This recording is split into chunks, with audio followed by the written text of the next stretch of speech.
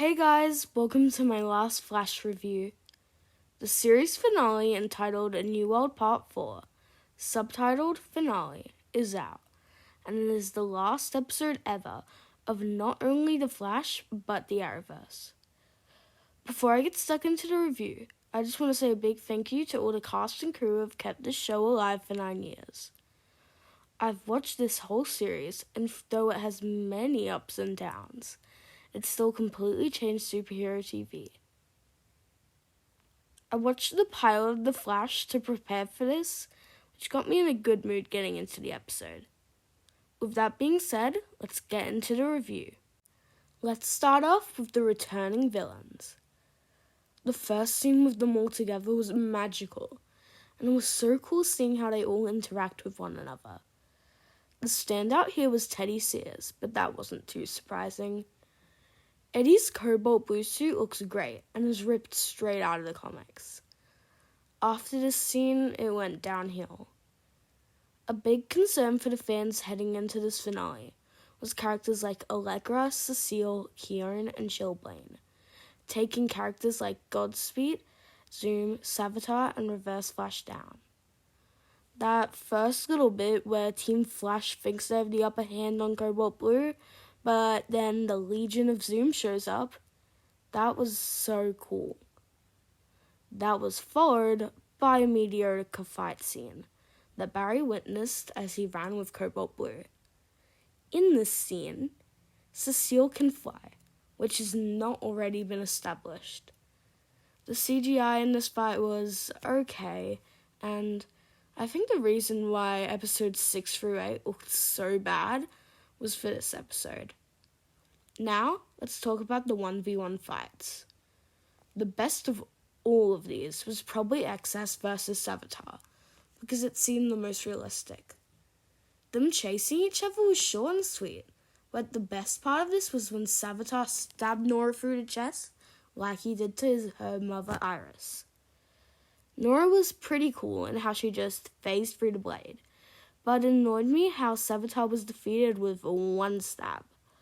But you can't really complain with how bad the other fights were. Cecile versus Godspeed was just terrible. Cecile has so many random powers now that I can't keep up. The action was terrible and horribly directed. The camera angles were so far away, it was just really weird. I wish Danielle Panabaker directed this episode, since she did so good with the Green Arrow action scene in episode 9. Also, it makes no sense how Cecile has that suit. I guess Nora traveled back with future Cecile for present-day Cecile to body swap into, but why would she want to go into the 70-year-old version of herself instead of the 50-year-old version of herself? It just makes zero sense. Then, she easily takes out the so-called God of Speed, making this fight as bad as Cecile and Godspeed's characters. While not the worst scene, the most disappointing of these fights was Allegra versus Reverse Flash. Reverse Flash has been the big bad since day one, and has always been a challenge to Barry. That is why it is so disrespectful to see him taken out so easily. I was happy when he seemingly killed Chester, that Eric Wallace had some guts, but no.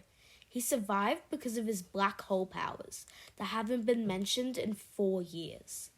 Allegra looked pretty cool in her suit, but I'm disappointed she didn't get a code name. That accelerant rumor didn't end up coming true. I feel like her code name should have been Sparks, which is the code name of a DC Comics hero named Donna Force, who has Allegra's powers, or a new name like Light Up or Glower, or Nightlight like Miss Marvel.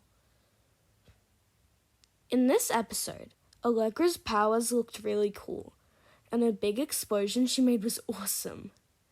It's been amazing to see this character grow, from a young ex-criminal who was frightened of her powers, to one of the most powerful metas on Earth Prime, who has earned the title of a superhero.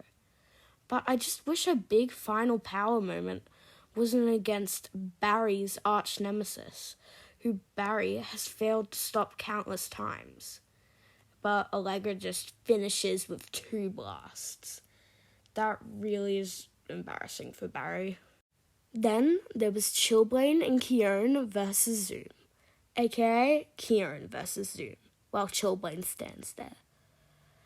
I loved when Zoom said, "You can't look up the darkness," his iconic line from season 2. When his eyes went black and he started running, I got really excited.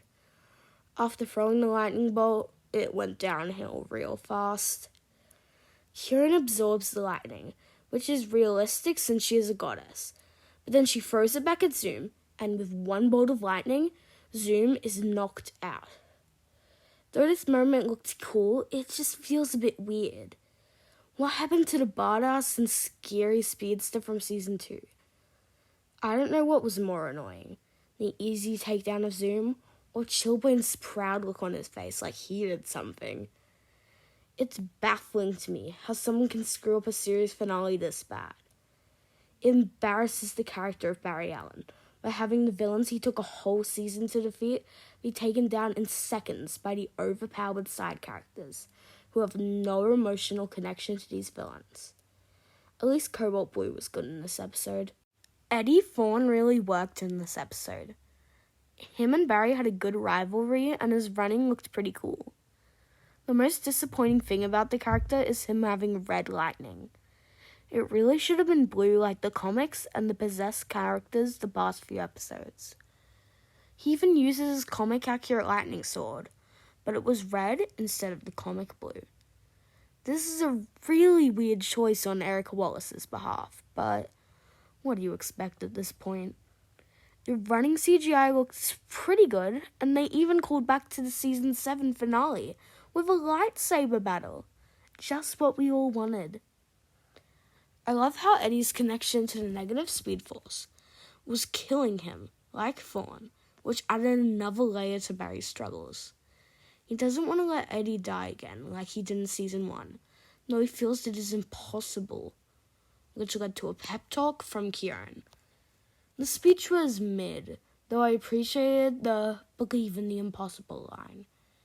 This was the second time they called back to it in this episode, which would normally annoy me, but I think it worked every time they called back to it.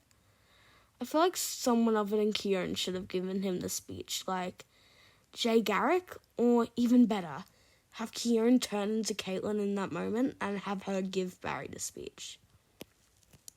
Kieran's inclusion in this season and this finale is pointless. The final fight between Barry and Eddie was really awesome and reminded me of Daredevil action. While it's a bit disappointing that the final villain of this show was stopped by a heart-to-heart, this one felt earned, real, and passionate since Barry and Eddie used to be friends. I don't understand how the negative speed force won't just corrupt Eddie again, but whatever, it's a happy ending. Overall, Cobalt Blue was a pretty good final main villain for this show. As the series finale of the show, it had to do a lot of goodbyes. It was nice to see Timeless Wells again, and the interaction between him and Khione, both evolved versions of original Team Flash, was pretty good and well acted. I liked the scene with Team Flash waiting for the baby and thought it was pretty funny. I was expecting to cry in this episode, but I wasn't expecting it to be during Nora's birth. I think it was because of how Barry and Iris have evolved, going to friends to lovers. I've seen them grow over 9 seasons, and it just really got me how they're starting a family together. I was disappointed that we didn't get a "we're gonna need more diapers" moment, as that was the only thing Barry said in season 4 that hadn't been said yet. That montage of the West Ellen relationship was nice and sweet, and Joe's singing was a nice final musical moment. One of the best scenes in the episode was Khione ascending as her role as the guardian of all life in the universe. The CGI was stunning as the elements flowed around her, and the individual shots of Team Flash, seeing the true potential of their friend, was so good.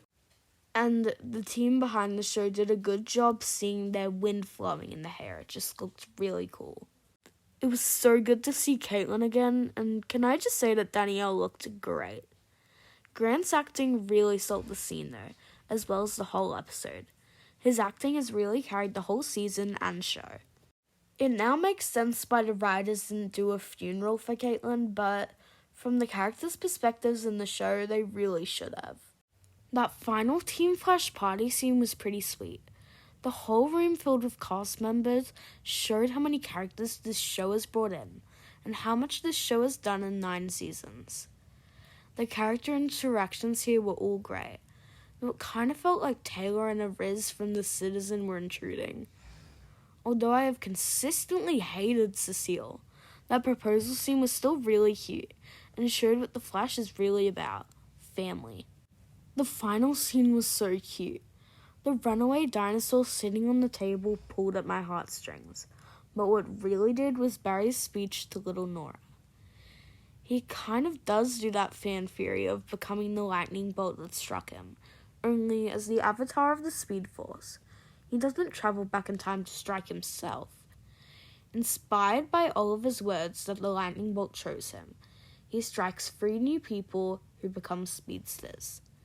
These people are Avery Ho from the Impulse and Excess Season 8 episode, who in the comics becomes the Flash of China and joins the Justice League of China. Max Mercury, an old speedster from the comics who helps train Impulse, and Jess Chambers, a non-binary speedster who becomes the Flash of Earth 11 in the comics. This creates a whole new legacy of speedsters, a new world, if you will. I really like this ending, as it's not really an ending. It sets up the future of the Arrowverse and speedsters. For the 3rd time in this episode, it says to believe in the impossible, which I don't care about since it is such a cute moment, and good ending for this character, this show, and this universe. In conclusion, the series finale of The Flash is a mixed bag. It is a great ending for Barry Allen that has a good main villain and some cute moments, but the episode is clouded by the misuse of good characters and the overuse of bad characters. That is why I will give this episode a 7.5 out of 10, making it the 4th best episode of the season, in my opinion. Before I go, I would like to give a big shout out to the cast of this show: Grant Gustin, Candace Patton, Jesse L. Martin, Tom Cavanaugh, Mika Abdallah, Kayla Compton, Katie Sackhoff, Miranda McDougall, Brandon McKnight, John Corr, John Wesley Shipp, Tom Felton, Danielle Panabaker, Danny Nicolette, Rick Cosnett, Teddy Sears, Hartley Sawyer, Carlos Valdez, Jordan Fisher, Alexa Barajas, Jessica Parker Kennedy, Keenan Lonsdale, Neil Sandylance, Matt Lester, Christian Magby, Ennis Esma, Sarah Garcia, Karen Oberoi, Sugarland Beard, Wentworth Miller, Natalie Sharp, Dominic Purcell, Michelle Harrison,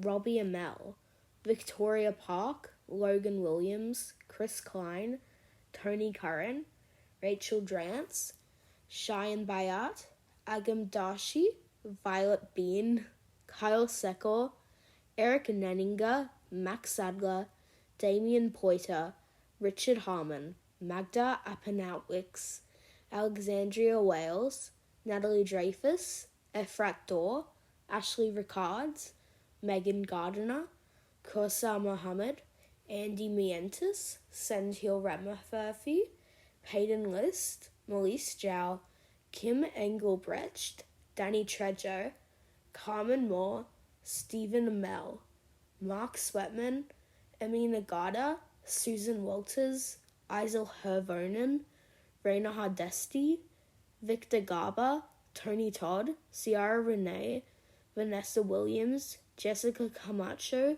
Tobin Bell, Andre Tricotux, Andrew Desk, Stephanie Isaacs, Javicia Leslie, and Patrick Sabongu.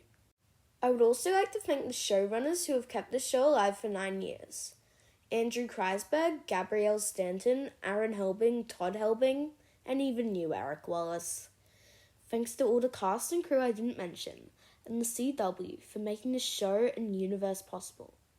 The Arrowverse, you have entertained this universe.